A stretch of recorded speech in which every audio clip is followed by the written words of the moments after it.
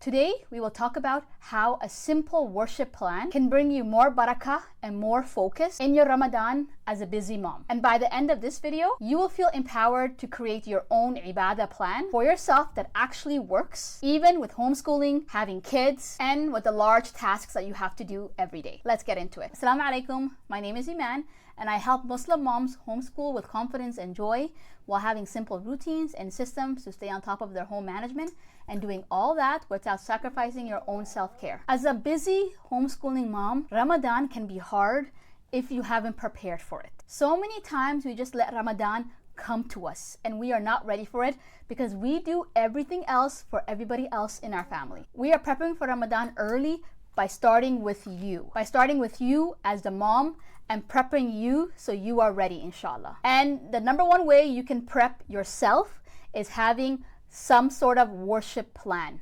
What are you gonna do when it comes to the Ibadah for Ramadan, inshallah? And throughout the years, I found the years that I had a worship plan were my most productive and amazing Ramadans that I had. And the year that I didn't actually sit down and plan what I'm gonna do when it comes to Ibadah were the years of Ramadan that I regretted and I felt like I prepared more. So now in this video, we are gonna talk about what your worship plan can look like and how to create one for yourself to help motivate you and get you ready for Ramadan. Okay, so number one, why do you need a worship plan for Ramadan? And so as busy homeschooling mothers, we are doing everything else for everybody when it comes to prepping for Ramadan. We are getting the house ready, we're getting the food ready, we're getting the gifts ready, and we tend to put ourselves last. So having this Ibadah plan will give you security that you are putting yourself first and taking care of yourself as well with all the other things that you are doing. And I'm not the only one that has this feeling of when Ramadan comes and you are doing so much for everybody else. You are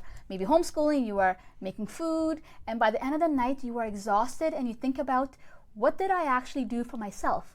What Ibadah did I actually do that day? The other reason why it's so important to have an Ibadah plan for your Ramadan is it takes the decision making out of it.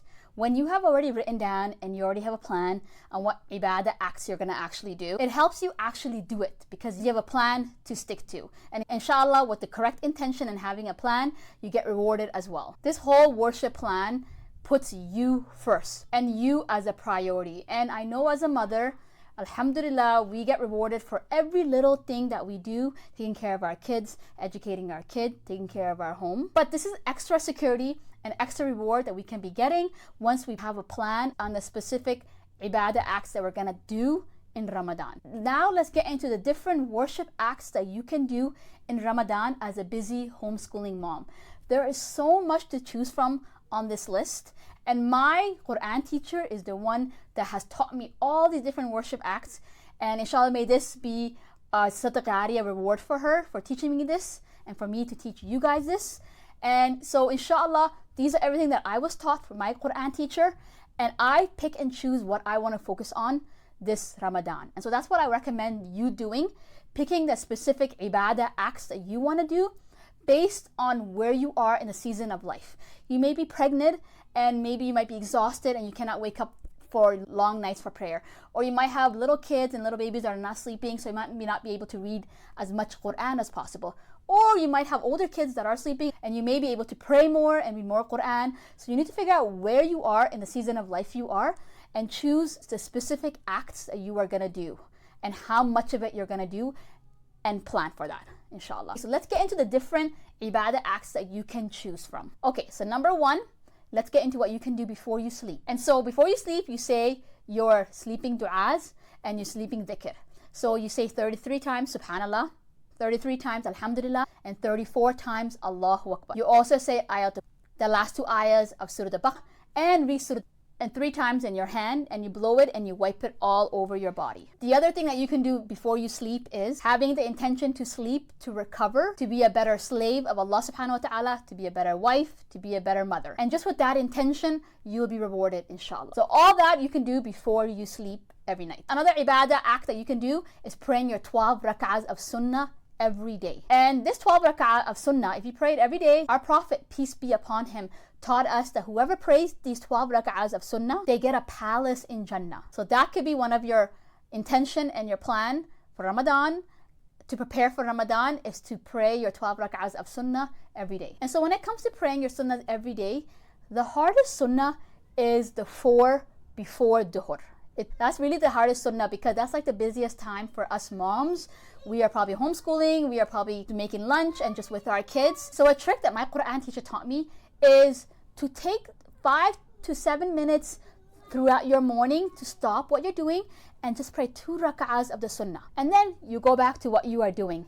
And then take another break of 5 to 7 minutes to pray another 2 rak'ahs. So try to fit the 4 rak'ahs, 2 and 2, throughout your morning. And I find that really helps to pray that 4 rak'ahs before duhur. The next act is praying qiyam al-layl, which is the night prayers. So qiyam al-layl is any sunnah prayer that you pray after Isha and before Fajr. So qiyam al-layl can be tarawih, that you pray in the masjid with other people, or you can pray by yourself at home. And as women, we tend to pray at home by ourselves. Or you can pray with your family as well.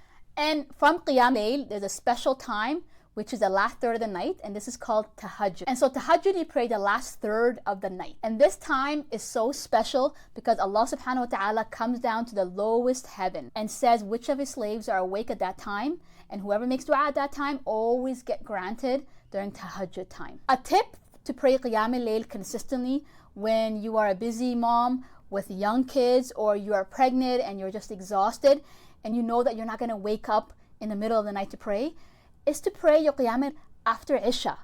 After you pray Isha and you pray your sunnah after Isha, then start your qiyam al-layl, because qiyam al-layl starts after Isha.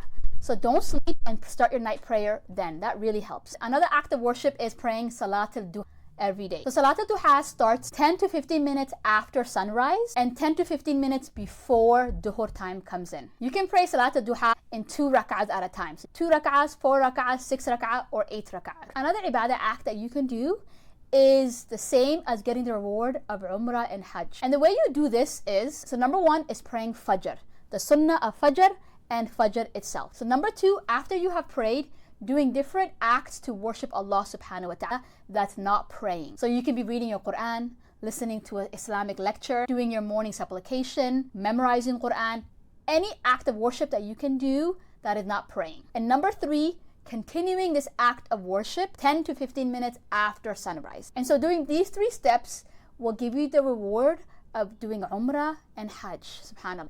The next act of worship, of course, is the Qur'an. Ramadan is the month of the Qur'an. So you should be reading the Qur'an every day. And so how much of the Qur'an you can read is what you need to plan for, depending on the season of life you are in.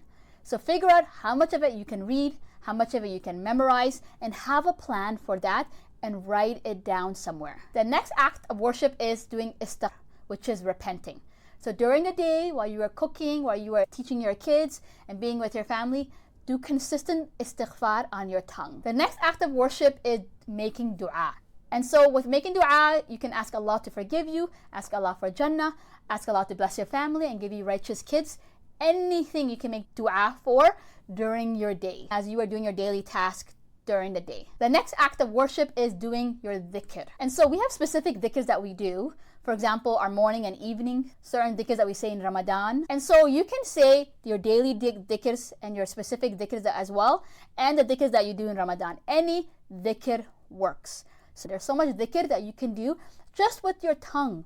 When you are with your kids, when you are washing dishes, you can constantly and consistently do dhikr. Another act of worship is sending our peace and blessings to Rasulullah alayhi wasallam throughout the day. So be intentional in sending peace and blessings to our Prophet every day while you are doing your daily tasks. Another act of worship is giving sadaqah. So plan for how much you're going to give in sadaqah and when you're going to give it, and put that in your plan, inshallah. And the last worship act, but not the least, is ties. Making sure you are calling your family and friends, see how they are doing, how the Ramadan going, how they're prepping for Ramadan. And if you cannot call anybody, then just make dua for your family and friends. Keeping kinship ties is so important in our religion, and we get rewarded for it when we do it, inshallah. Okay, so now that you know all the worship acts that you can choose from, start making your plan now. Grab a notebook, a planner, somewhere safe, and start jotting down all your ideas and the specific ibadah acts that you want to focus on. And make sure at the top you always write your intention and renew your intention. And so if you like this video, then you will love the next video